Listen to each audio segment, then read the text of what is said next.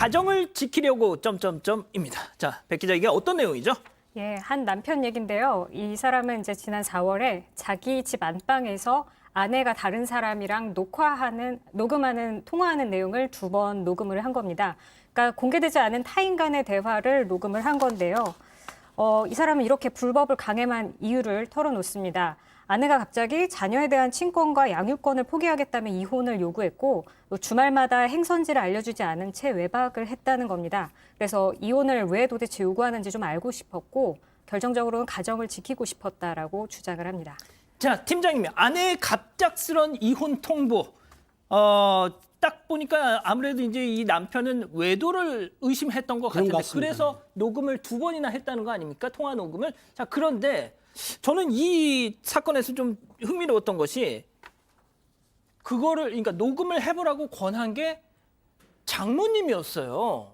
그 녹음을 한 거를 첫 번째 녹음을 들어주니까 장모께서 들어오신 다음에 추가로 녹음을 해봐라. 요거는 딸에 대해 비용을 확실하게 알기 위함도 있고 그래서 사의를 많이 참작을 한 거죠. 그러니까 그렇기 때문에 녹음했다고 하지만 실제적으로 여기서 중요한 거는 나와 상대방하고 통화할 때 녹음하는 건 처벌하지 않습니다. 하지만 타인과 타인 사이에 말하는 걸 녹취하게 되면 처벌받지 않습니까? 예. 또 하나 우리 공개된 지금 말하는 지금 사건만장을 들으면서 녹취하는 건 처벌하지 않아요. 하지만 타인과 타인 처벌한다. 요거를 했는데도 불구하고 장모님하고 동생들은 아마 좀 처벌을 원치 않았던 것 같아요. 그러니까 중요한 거는 이 남편이 여성에 대해서 증거를 확보하기 위해서 통화 녹취를 했지만 본인이 해야 되는데 타인끼리 통화한 것에 대해서는 처벌을 받는데 아마 요거를 법에서는 좀 약간 이걸 처벌하겠지만 가볍게 처벌할 수도 있다라고 보는 거죠. 예. 자, 그럼 일단 남편이 받을 수 있는 혐의는 뭐가 있을까요? 조금 전에 팀장님 말씀하셨는데요. 우리가 다른 사람의 대화 내용을 몰래 녹음하는 우리가 보통 도청이라는 표현을 많이 쓰는데 이거는 통신비밀보호법 위반에 해당합니다. 그러니까 제가 얘기하고 있는 도중에 이렇게 3명 얘기하고 있는 걸 몰래 녹음하면 그건 처벌받지 않지만 내가 없는 상황에서 녹음하는 건 처벌을 받는데요.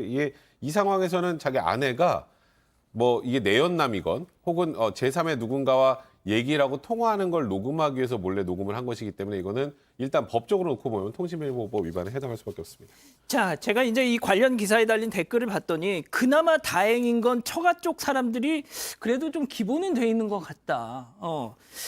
자네가 잘못해서 우리 애가 저러는 거 아닌가라고 이렇게 나오는 처갓집이 좀 있는데 이 경우는 좀 다르다라는 거죠.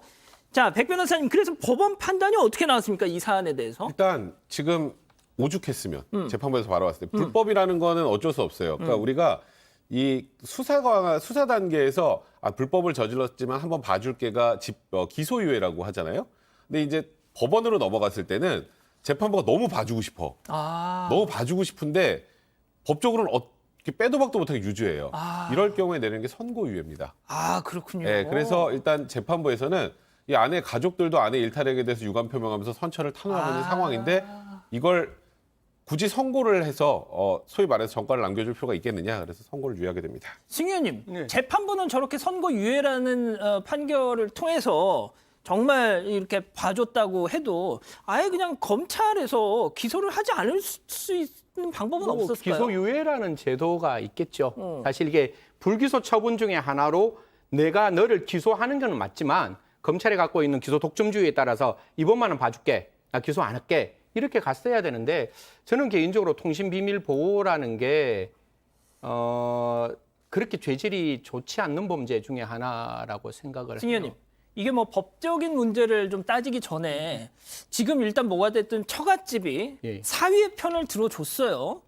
이게 상당히 좀 이례적인 장면인데 개인적으로 좀 어떻게 생각하세요? 이건 제가 지금 이 피고인의 명예의 문제 때문에 제가 참 조심스러운데 예. 처가 쪽에서도 그 딸의 처신이 과거부터 그렇게 썩 옳지 않았을까 그런 여러 가지의 경험적 요소가 있지 않았을까라는 측면이 존재해서 아마 동의를 했는 듯하고 지금 녹음에서 나와 있는 결과도 그렇게 명확하게 깨끗하지는 않았던 느낌이 들어요. 왜냐하면 판결문에 이탈 행위에 대해서 유감을 표명했다라고 하니까 그래서 과거부터 그런 어떤 모습들이 좀 보이지 않았을까. 그럼에도 불구하고 사위는 매우 착했다 이런 말씀드리겠습니다. 백 변호사님. 네. 자, 이 진짜 우리 가족 여러분들이 뭐하러 사러 그냥 이혼해라고 좀 그러시는데 처갓집도 당신 편을 드는데 사실 이번 사안은 결국은 같이 살기 힘든 상황으로 가지 않을까 싶어요. 근데 아까 그 질문하셨잖아요. 이걸 왜 검찰 단계에서 기소유예하지?